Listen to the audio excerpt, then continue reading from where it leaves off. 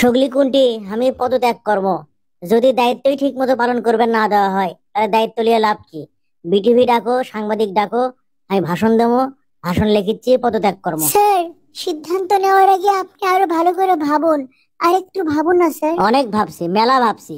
প্রিয় দেশবাসী, অত্যন্ত দুঃখের সঙ্গে জানাচ্ছি যে আপনারা আমার এই দায়িত্ব দিছিলেন, কিন্তু সেই দায়িত্ব ঠিক মতো পালন। স্যার প্লিজ এমনটা করবেন না। কি ব্যাপার, আমাকে আপনি বাধা দিচ্ছেন কৃষক? স্যার, দেশ বিপদে পড়ে যাবে স্যার। পড়বেরই পারে। আপনি পদত্যাগ করলে বিপ্লব বিরোধীরা সুযোগ নেবে স্যার। তা আপনার কি মনে হয় বিপ্লব বিরোধীরা এখন বসে আছে? এই সেই সিয়ের ক্ষমতা। এই সিয়ারত কি আছে হাই? এই সিয়ারত বসার জন্য সগলি এত পাগলা হয়ে যায় কৃষক? হ্যাঁ, আমি বুঝিচ্ছি না তো কিছু। এ ভাই, এই সিয়ারত কি এমন আছে যে সগলি এই সিয়ারত বসার জন্য পাগলা হয়ে যায়? অন্ত মধু আছে স্যার, মধু মধু বুঝছেন? কিসের ব্যান মধু? আমি যে 8-9 মাস ধরে এই সিয়ারত বসে আছি, আমি তো কোনো শান্তিই পানু না, আমি তো বসে কোনো আরামই পানু না। এই সিয়ার তো আমার নিন হারাম করে দিয়েছে, ঘুম হারাম করে দিয়েছে। বসেও শান্তি নাই, কাঁথেও শান্তি নাই। উনি বলে পদত্যাগ করবে চাচ্ছে, হ্যাঁ তাই তো শূন্য।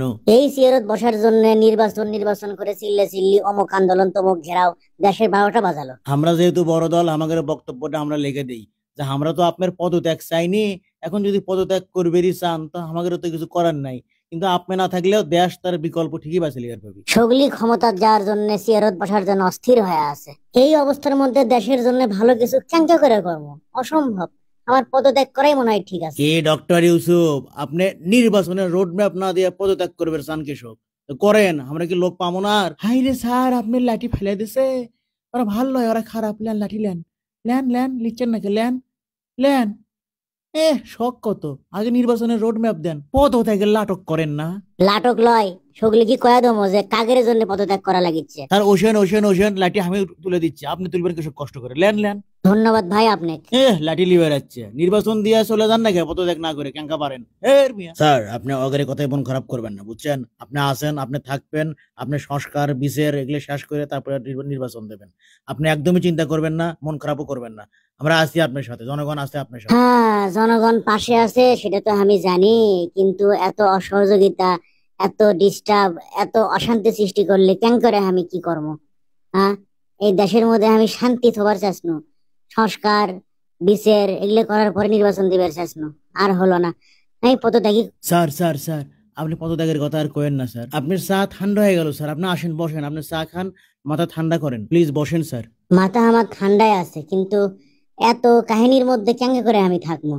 দেশের বড় দলের অসহযোগিতা, আন্দোলন ফান্দোলন, নির্বাচন নির্বাচন, প্রতিবেশীর ষড়যন্ত্র, আবার দেশের মধ্যেকার বিভিন্ন বাহিনীর নানান ধরনের কথা অপমান, আমি তো আর পাচ্ছি না ভাই। আপনি পাওয়া লাগবে স্যার, আপনি না পাইলে আপনি হারিয়ে গেলে দেশটাই হারিয়ে যাবে স্যার।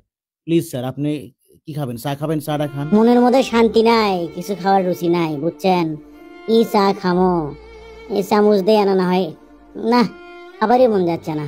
আপনি জানতো আমাকে একলা থাকতে দেন, আমার এই অনুরোধটা না আঁকেন প্লিজ। ঠিক আছে স্যার, আপনি তাহলে থাকেন, আমি গেল।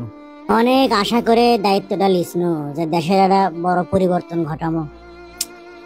না, হাইরে বাংলাদেশের মানুষ, তোমাদের কপাল বোধহয় ফিরল না।